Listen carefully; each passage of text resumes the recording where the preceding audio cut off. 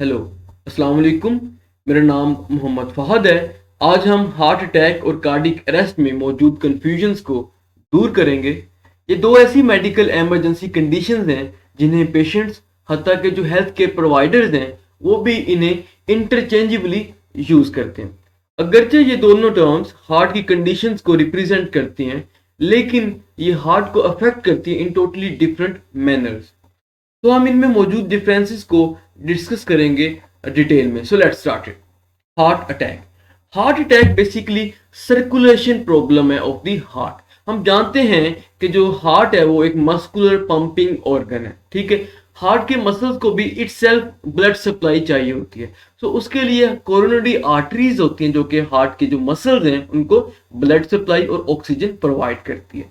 जब coronary arteries में blockage आ जाती है, ठीक है, ब्लॉकेज की जो मेजर कॉज है वो कोलेस्ट्रॉल है। उसके अलावा भी बहुत सी कॉजेज हैं जिसकी वजह से कोरोनरी आर्टरीज में ब्लॉकेज आ जाती है, ठीक है। जिसकी वजह से क्या होता है कि जो हार्ट के टिश्यूज हैं उन्हें प्रॉपर ऑक्सीजन नहीं मिल पा रही होती, ब्लड सप्लाई नहीं मिलती, जिसकी वजह से जो हार्ट टिश्यूज हैं वो डाई होना शुरू हो जाते हैं, ठीक है।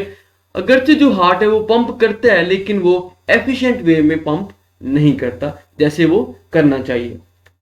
तो जो सिम्टम्स हैं, अगर से जो पेशेंट है वो स्टिल अवेक होता है, कॉन्शियस होता है, रिफ्लेक्सेस शो कर रहा होता है, लेकिन वो शदीद पेन फील कर रहा होता है, ठीक है, चेस्ट पेन फील कर रहा होता है, उसको बर्निंग सेंसेशन फील हो रही होती है इन दी चेस्ट। उसके अलावा फैटीग फील करता है, थकावट फील करता है, वीकनेस, कमजोरी फील करेगा, नोजिया।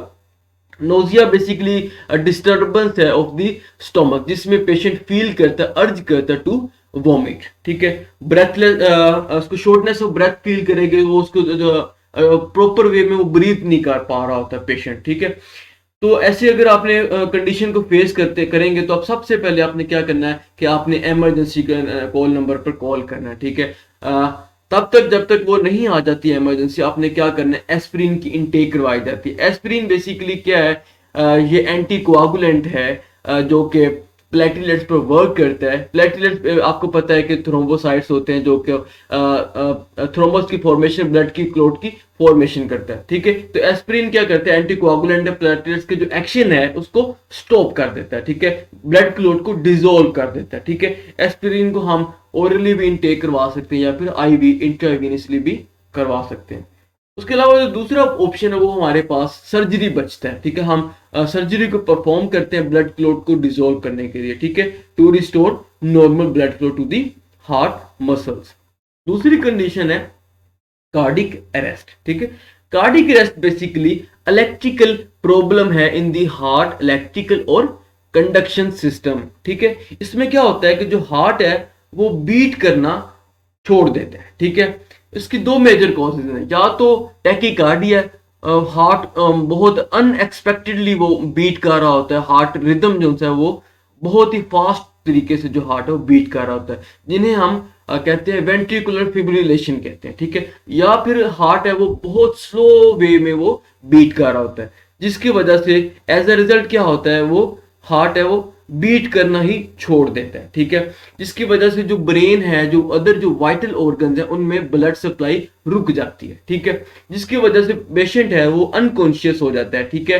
उसको ब्लड सप्लाई नहीं ब्रेन को मिल पा रही होती तो अनकॉन्शियस होके, कोलैप्स होके, बेहोश होके वो जमीन पर गिर जाता है, ठीक है। नॉट ब्रीदिंग, ठीक है, वो सांस लेना ही छोड़ देता है, पल्स लेस हो जाता है, ठीक है।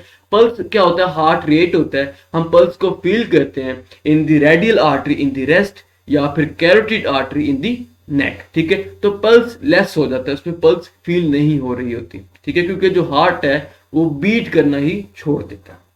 ट्रीटमेंट क्या है, सेम है, आपने इमरजेंसी को कॉल करना है। उससे पहले आपने क्या करना है, उनके आने से पहले आपने सीपीआर करना है। सीपीआर का मतलब होता है कार्डियो पल्मोनरी रिससिटेशन, ठीक है। चेस्ट कंप्रेशंस करते हैं, ठीक है।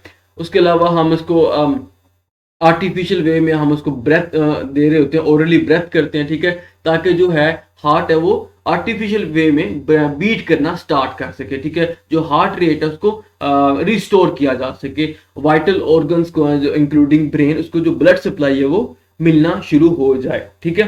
उसके अलावा जो दूसरा ऑप्शन है वो है एईडी, ठीक है। सीपीआर कर लिया, जब इमरजेंसी आ गई, इमरजेंसी वाले आ गए तो आपने एईडी करना है, जिसे हम कहते हैं ऑटोमेटेड एक्सटर्नल डी डिफिब्रिलेटर।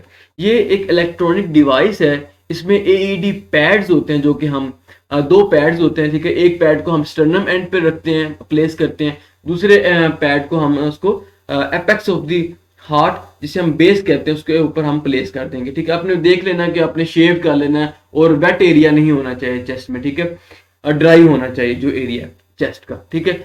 तो क्या होता है, वो जो दोनों पैड्स हैं वो इलेक्ट्रिक शॉक देते हैं पेशेंट को, ठीक है, जिसकी वजह से हो सकता है कि जो हार्ट रेट है वो रिज्यूम हो सके, हार्ट है वो इनिशिएट कर सके, स्टार्ट कर दे बीट करना, ठीक है। तो अब जो आपको होप से समझ आ कि जो कार्डिक अरेस्ट है वो इलेक्ट्रिकल सिस्टम जो हार्ट का है उसमें डिस्टरबेंस होती है। हमें पता है कि जो हार्ट में कंडक्शन सेल्स होते हैं, जिन्हें हम नेचुरल पेसमेकर सेल्स होते हैं, जैसे कि साइनोवेक्टिव नोड है, जो कि इलेक्ट्रिकल इंपल्स को जनरेट करते हैं, इनिशिएट करते हैं, ठीक है।